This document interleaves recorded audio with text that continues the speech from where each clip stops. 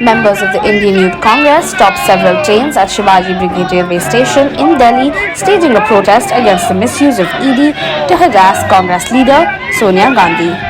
हम तुम्हारे साथ हैं, सोनिया गांधी संघर्ष